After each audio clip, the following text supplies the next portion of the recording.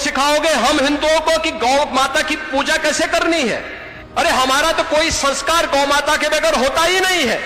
हमारे यहां हर हिंदू का संस्कार है कि पहला ग्रास गौ माता का होता है और अंतिम श्वान का होता है। चींटी भी निकल जाए तो उसको झाड़ू से नहीं, चीनी और आटा डाल करके उसको भी, उसके सामने भी उसका हार अर्पित किया जाता है, क्योंकि उसका भी अधिकार है। तो मैंने कहा तुम सिखाओगे हमें इसके बारे में, कैसे होना है पूजा और उसको हम किस रूप में पूजें।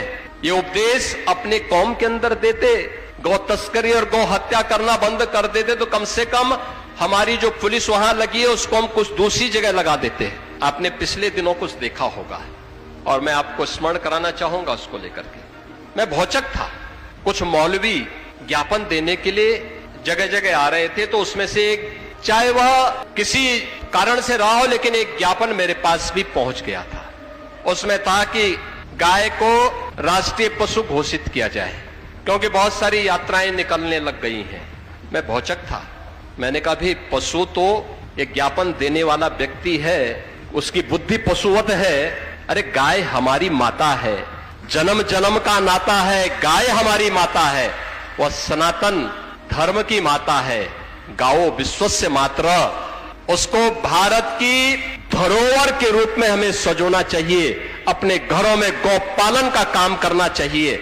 और हम लोग तो कर रहे हैं, मैं अपने आश्रम में भी करता हूं और मुख्यमंत्री के रूप में 16 लाख गायों का देखभाल करके गौशालाओं का संरक्षण, गौशालाओं के माध्यम से उनका संरक्षण करवा रहा हूं। हम लोग तो इसका काम कर रहे हैं।